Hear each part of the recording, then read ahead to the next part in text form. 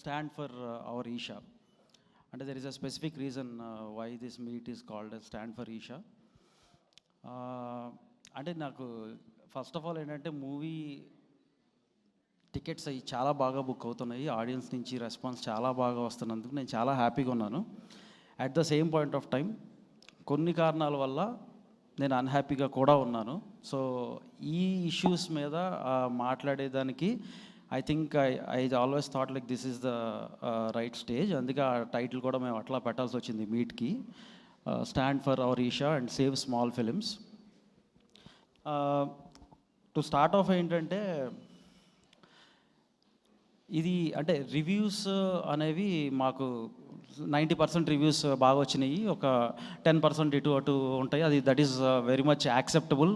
ఎందుకంటే ఇప్పుడు అదొక పర్సనల్ ఒపీనియన్, దాన్ని అసలు we are all one fraternity and మాకు ఎప్పుడు కూడా ఎటువంటి ఇది ఉండదు. Will happily accept whatever is being given to us.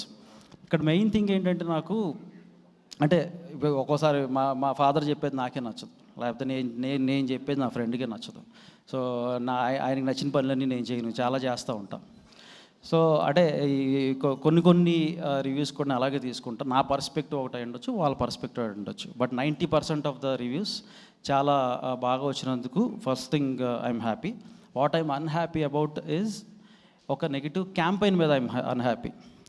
I'm not unhappy about 10% of the reviews, but ఒక నెగిటివ్ క్యాంపెయిన్ ఏదైతే జరుగుతుందో దాని మీద అయితే నేను ఖచ్చితంగా అన్హ్యాపీగా ఉన్నాను. అంటే క్యాంపెయిన్ అని ఎందుకు అంటున్నానంటే అది ఒక పెయిడ్ ట్వీట్ క్యాంపెయిన్ కానీ, ఒక ఫేక్ బిఎంఎస్ రేటింగ్స్ క్యాంపెయిన్ కానీ, ఇది ఏదైతే జరుగుతుందో అది ఈ సంస్కృతి ఫిల్మ్ ఇండస్ట్రీకే ఖచ్చితంగా ఇది కరెక్ట్ కాదు. ఎందుకంటే we are all one fraternity, we are all one family.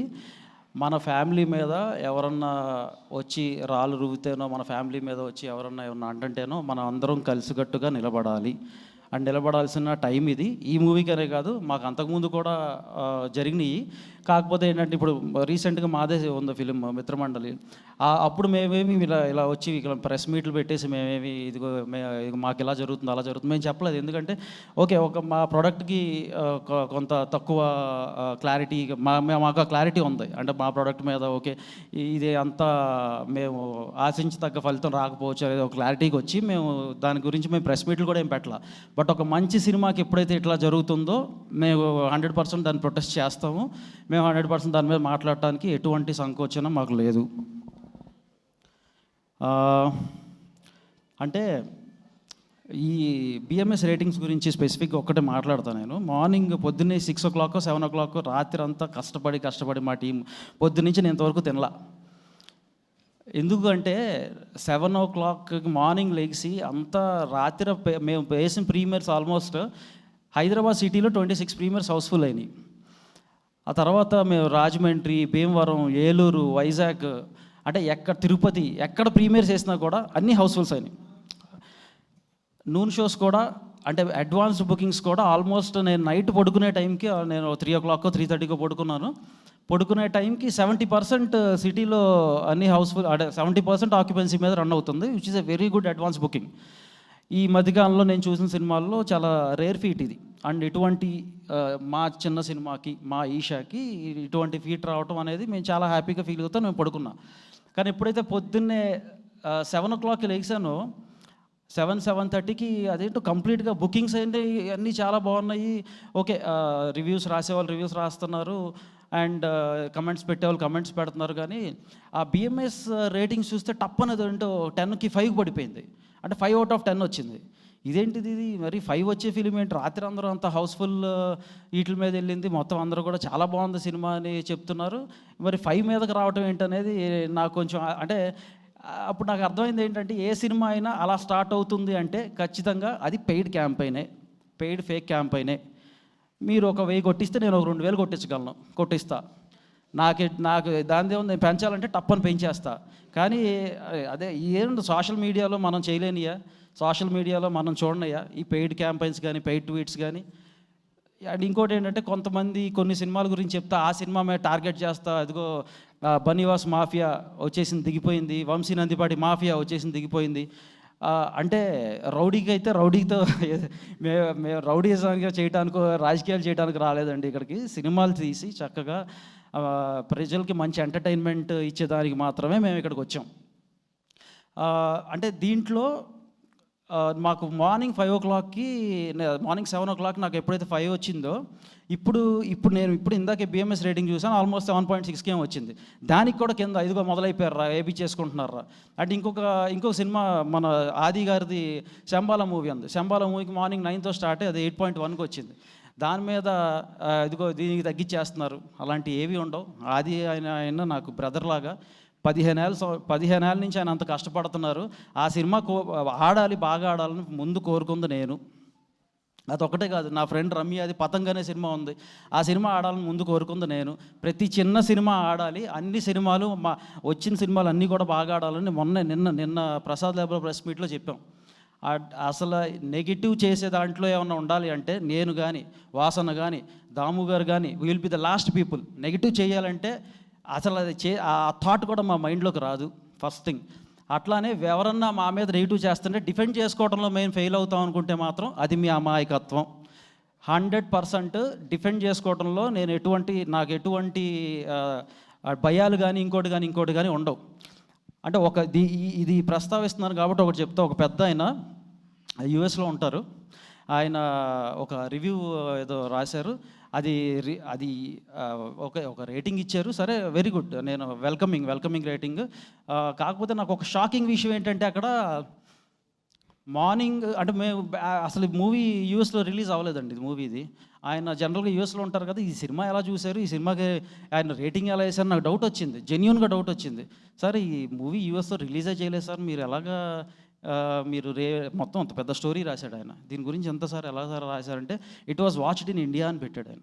ఓహో, ఇప్పటివరకు మీరు చూసేస్తున్నారు అనుకున్నాను, కాదా it was watched in India అని అనుకుని, సరేలే అయితే ఇండియాలో అంటే ఎప్పుడు సార్ ఎవరు సార్ వాచ్ చేసిందని చెప్తే ఆయన అన్నాడు, నేను కాదు వాచ్ చేసింది, అది some people from industry watched it and they have told me అంటే. నేను మళ్ళీ దానికి క్లారిటీ ఇచ్చా. ఓహో, అంటే ఇప్పటివరకు మీరు చూసి మీరు వేస్తున్నారు, మీరు యూఎస్లో ఉంటారు అనుకున్నాం, కాదు మీకు ఇండియాలో ఎవరో ఒకళ్ళు ఉండి అది ఇంకా రిలీజ్ కాని సినిమాకి కూడా అది రిలీజ్ ముందే మా వాళ్ళు చూసారని చెప్పాడు ఆయన. రిలీజ్ కానీ ఒక అన్ఫినిష్డ్ ప్రొడక్ట్ని చూసి ఒక కమెంట్ ఇస్తే ఆ కమెంట్ ఆయన ఒక పెద్ద చాటభారతంలాగా రాసి దానికి ఒక మంచి రేటింగ్ ఇస్తే దాన్ని మనం చూసి మనం బిలీవ్ చేసి సినిమాలకి జనాలు వెళ్ళరు అనుకుంటే జనాలు ఏం పిచ్చోలు కాదు. Night melody second show house full వైజాగ్లో ప్రీమియర్ వేస్తే, ఇవాళ మార్నింగ్ నుంచి జగదాంబ హౌస్ఫుల్, మధ్యాహ్నం మ్యాట్ని శ్రీకన్య హౌస్ఫుల్. నేను మా డిస్ట్రిబ్యూటర్ ఒకళ్ళు పంపించారు వాయిస్ నోట్స్ మాకు. అంటే మేము ఎంత హ్యాపీగా మేము దాన్ని తీసుకుందాం అనుకుంటున్నాము, మాకు అంత అన్హ్యాపీనెస్ క్రియేట్ చేద్దాం అనుకుంటున్నారు. వెల్కమ్ బ్రదర్స్, మీ ఎటువంటి ఇష్యూ లేదు మాకు. ఒకసారి ఆ వాయిస్ నోట్ కూడా నేను వినిపిద్దాం అనుకుంటున్నాను.